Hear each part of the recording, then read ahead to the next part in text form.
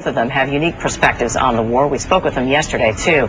Republican Representative Duncan Hunter of California served 3 combat tours in Iraq and Afghanistan as a Marine Corps officer. And for 31 years, Democratic Representative Joe Sestak was in the Navy, rising to the rank of admiral. He ran battle group operations in Afghanistan.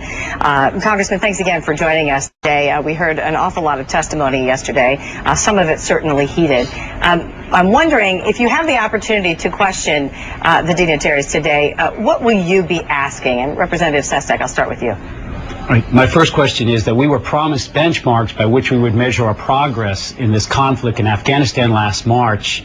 We don't have them yet.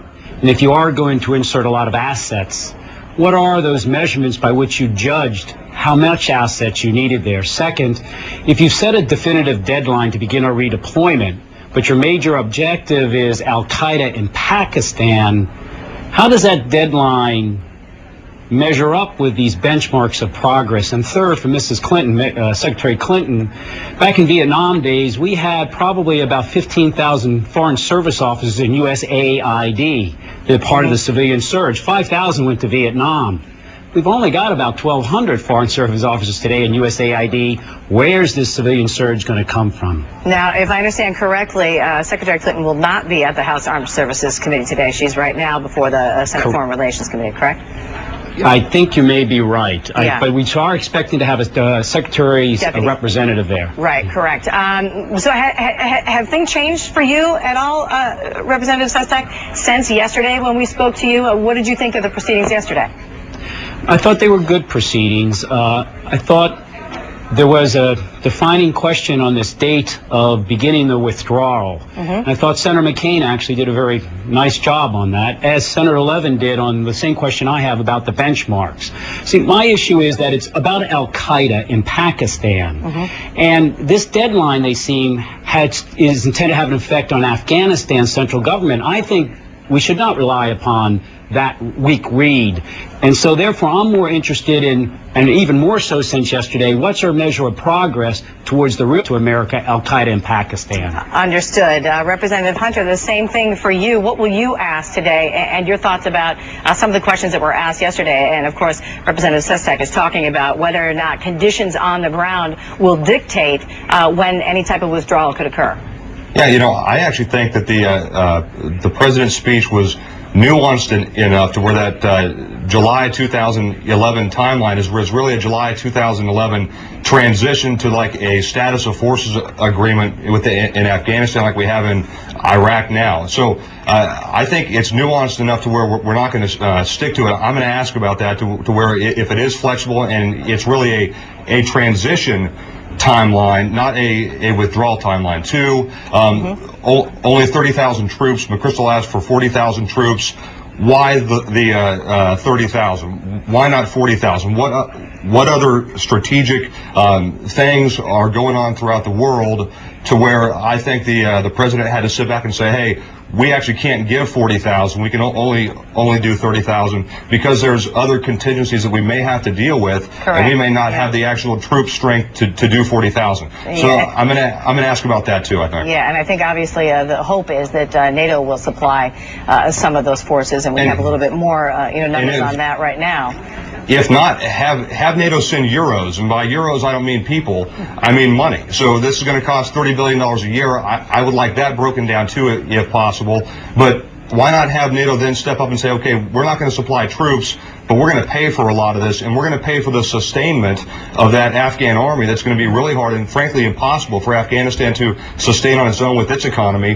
Why should the U.S. bear that load by itself? Why not have NATO kick in for that as well? Well, you mentioned the Afghan army, and if the both of you would, listen with me for just a moment to some of the proceedings that went on yesterday. This is Secretary Gates talking a little bit more about how the Taliban may react or what their plan may be 18 months from now in July of 2011. Listen to this. What are they going to do? Are they going to lie low for 18 months? That would be a terrific news because that would give us open field running. Are they going to go back to Pakistan and wait for 18 months? terrific. It gives us the opportunity without opposition to help the Afghans build.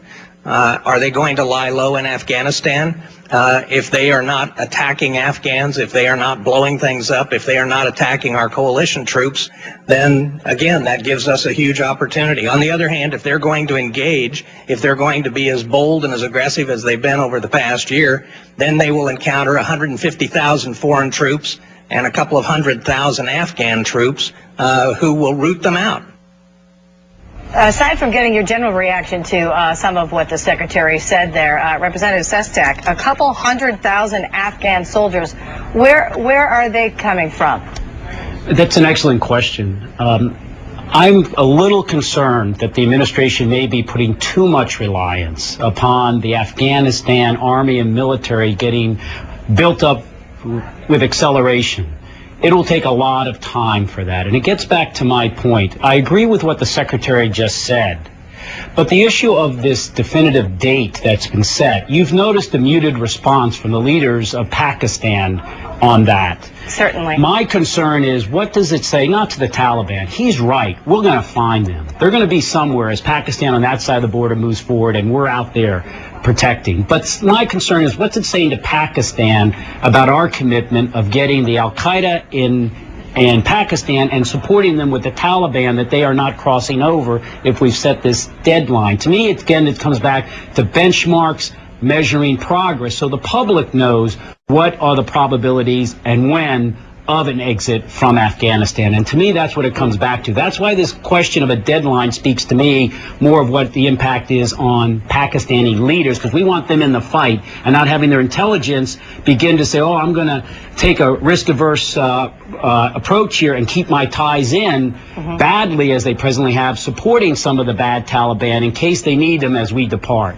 Yeah, and it's $7.5 billion that the country has given over 5 years in aid to Pakistan. Some of the results of that, if you will, it seems we're still waiting for. Representative Hunter, I'd love to know if you agree about some of these Pakistan issues, obviously, with Representative Sestak, but also curious to know, I mean, you were there, you were in Afghanistan, you were in Iraq as well. Are there going to be some new training methods, or these 200,000 Afghan soldiers, are they going to be suddenly committed in a different way that they've been over the past 8 years?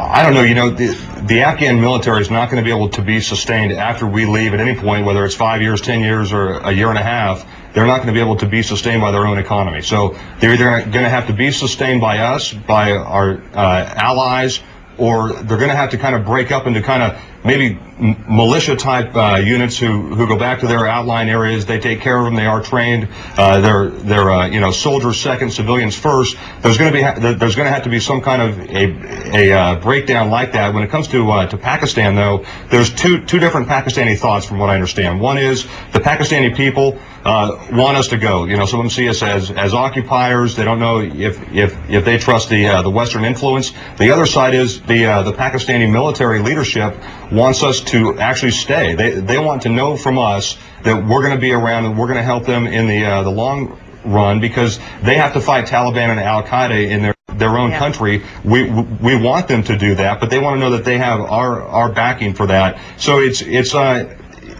extremely complicated. Once again, here's the bad part about this, though.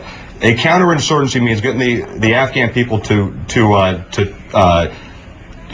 go along with you, trust you, work with you as much as possible. This deadline, if the Afghan people aren't as, let's say they aren't as nuanced as we are, they don't understand that there is flexibility, they just see a 2011 deadline, they're not going to work with us. They're not going to turn the IED guys in. They're not going to turn in shooters because they think that they're going to get killed later. So it's not about us. We understand what that deadline means. That it is flexible. It's a transition period.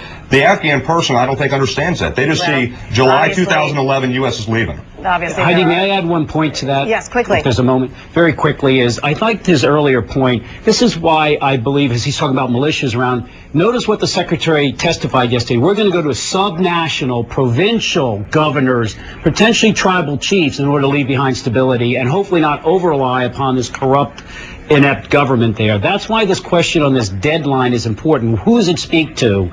And that's why we need progress, measurement, measurements by which we can see what our progress is, and that's what we don't have yet. Understood. Well, hopefully there is some room for that. And again, the two of you on the House Armed Services Committee will be talking at least with the Joint Chiefs Chairman and also the Secretary of Defense today. Thanks so much again for your insights today, Representative Hunter and Representative Sestak.